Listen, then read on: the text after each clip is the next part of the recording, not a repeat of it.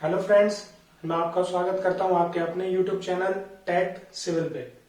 आज मैं आपको रिइंफोर्स्ड सीमेंट कंक्रीट से रिलेटेड कुछ इंपॉर्टेंट टॉपिक्स बताऊंगा जो आपके यूनिवर्सिटी के एग्जाम, इंटरव्यू और आपके कॉम्पिटिटिव एग्जाम से रिलेटेड है। मैंने आप पिछली लास्ट वीडियो में भी कुछ आरसीसी से रिलेटेड कुछ इंपॉर्टेंट टॉपिक्स बताए थे। अगर आप उन्हें जानना चाहें, उनके बारे में पढ़ना चाहें तो मेरी लास्ट वीडियो आप देख सकते हैं। बाकी कुछ टॉपिक्स मैं आज आपको बता रहा हूं। अगर आपको वीडियो पसंद आए तो वीडियो को शेयर करें, लाइक करें और ज्यादा से ज्यादा चैनल को सब्सक्राइब करें। चलिए दोस्तों, बढ़ते हैं टॉपिक की तरफ।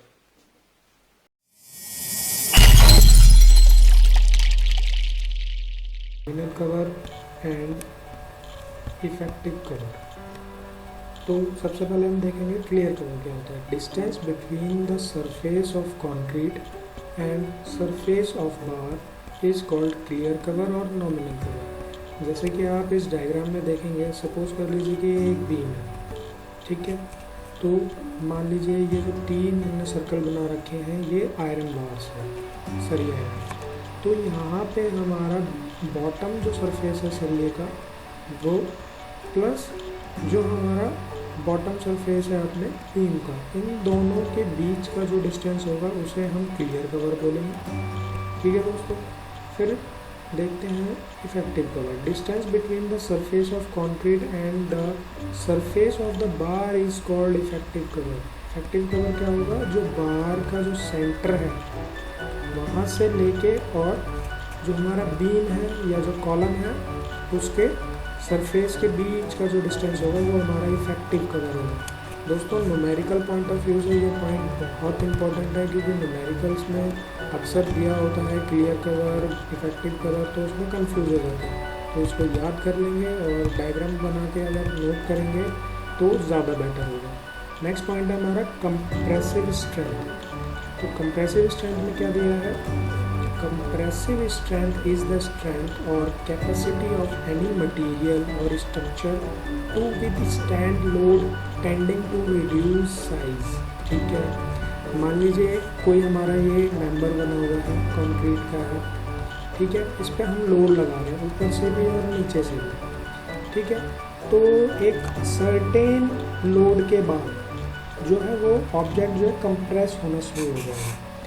तो जिस स्ट्रेंथ के बाद वो कंप्रेस होना शुरू हो जाएगा तो फाइनल जो स्ट्रेंथ उसकी रहेगी कंप्रेस होने से पहले, उसे हम उसकी कंप्रेसिव स्ट्रेंथ बोलेंगे, उस मटेरियल की या उस कंक्रीट का जो ब्लॉक हमारा है उसकी, ठीक है।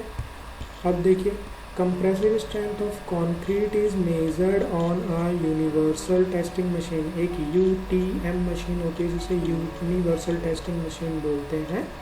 उसमें हम कंक्रीट की कंप्रेसिव स्ट्रेंथ को मेज़र करते हैं, ठीक है। In India mainly the compressive strength of concrete measured by standard test on concrete cube, जिसका साइज़ क्या होता है 150 mm into 150 mm into 150 mm। यानी कि इंडिया के अंदर मेनली कंक्रीट, किसी ग्रेड ऑफ कंक्रीट का अगर हमें कंप्रेसिव स्ट्रेंथ निकालनी है तो हम उसका क्यूब बनाते हैं जिसका स्टैंडर्ड साइज़ यहाँ गिवन है 150 इंटू 150 इंटू 150 mm। उस पर हम UTM मशीन से लोड डालते हैं और कंप्रेसिव स्ट्रेंथ की वैल्यू को फाइंड करते हैं, ठीक है दोस्तों। दूसरा, कंप्रेसिव स्ट्रेंथ को निकालने का एक फॉर्मूला है, compressive strength equals to applied load divided by area. Applied load, जो लोड उस पर डाला जा रहा है मशीन से या मैनुअली जो भी है, और एरिया। अब अगर रेक्टेंगल होगा तो रेक्टेंगल का फॉर्मूला लगा देंगे L इंटू बी करके, क्यूब होगा तो A² लग जाएगा। तो यहाँ पे हमने क्यूब लिया है तो एरिया क्या हो जाएगा A², ठीक है दोस्तों। उससे हम कंप्रेसिव स्ट्रेंथ निकाल लेंगे। चलिए अपने नेक्स्ट पॉइंट की तरफ बढ़ते हैं जो कि है एवरेज कंप्रेसिव स्ट्रेंथ। बहुत इंपॉर्टेंट टॉपिक है दोस्तों, न्यूमेरिकल पॉइंट ऑफ व्यू से बहुत ही इम्पोर्टेंट है, ठीक है। इसमें क्या दिया हुआ है?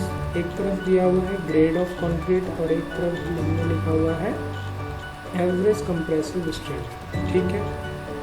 तो अब हम फाइंड आउट करेंगे कि कंक्रीट की एवरेज कंप्रेसिव स्ट्रेंथ कैसे निकालते हैं। मान लीजिए यहाँ पे हमने ग्रेड ऑफ कंक्रीट ले लिया M15, ठीक है दोस्तों। तो M15 के लिए हमारा होता है FCK प्लस 0.825 सिग्मा। यहाँ पे FCK हमारा सेम है, कैरेक्टरिस्टिक स्ट्रेंथ ऑफ कंक्रीट, ठीक है, और सिग्मा हमारा जो होता है वो स्टैंडर्ड डेविएशन होता है, ठीक है दोस्तों। दूसरा है FCK प्लस 3, ठीक है। तो यहाँ हमारे पास दो फॉर्मूलेज हैं। अब इन दोनों फॉर्मूलेज में हम वैल्यू पुट करेंगे, तो जिसकी वैल्यू ग्रेटर आएगी, यहाँ पे देखिए दोस्तों, यहाँ लिखा हुआ है ग्रेटर वैल्यू कैन प्रेफर्ड, जिसकी वैल्यू ग्रेटर आएगी उसको हम उसकी compressive strength, average compressive strength मानेंगे, ठीक है दोस्तों। जैसे हम यहाँ पे लिखा हुआ है M20 and above, means M20 grade और उससे अबव ग्रेड वाले कंक्रीट के लिए ये फॉर्मूला है FCK प्लस 0.825 सिग्मा और FCK प्लस 4, सेम ऊपर वाले की तरह है। दोनों में से जिसकी वैल्यू बड़ी आएगी, ग्रेटर आएगी, उसको हम एवरेज, उस ग्रेड ऑफ कंक्रीट की एवरेज कंप्रेसिव स्ट्रेंथ मानेंगे। अब यहाँ पे एक पॉइंट हमने लिखा हुआ है कि वैल्यूज़ ऑफ सिग्मा, यानी कि वैल्यूज़ ऑफ स्टैंडर्ड डेविएशन, ये भी कंक्रीट के ग्रेड पे ही डिपेंड करती है। M10 से M15 तक 3.5 होगी वैल्यू, M20 से M25 तक 4.5 होगी, M30 से लेके उससे ऊपर तक जितने भी ग्रेड ऑफ कंक्रीट होंगे उसके लिए स्टैंडर्ड डेविएशन की वैल्यू 5 होगी, ठीक है दोस्तों।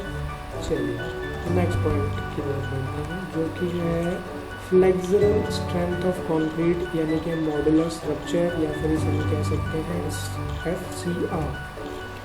बहुत ही इंपॉर्टेंट टॉपिक है दोस्तों, इसके लिए इसके ऊपर न्यूमेरिकल्स बहुत आते हैं एग्जाम में।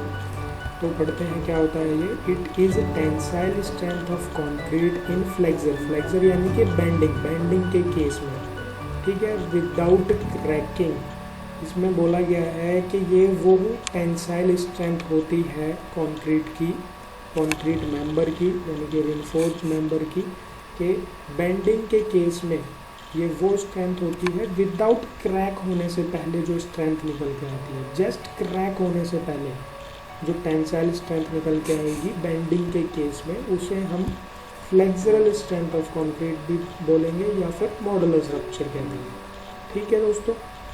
देखिए जैसे नीचे भी लिखा हुआ है, flexural strength is used to determine the onset of cracking और the loading at which cracking in a structure will be mathematically equals to FCR equal to 0.7 under root FCK। यहाँ पे FCK सेम है दोस्तों, characteristic strength of concrete है, ठीक है दोस्तों। चलिए नेक्स्ट पॉइंट की तरफ बढ़ते हैं। चलिए नेक्स्ट पॉइंट है हमारा फैक्टर ऑफ सेफ्टी।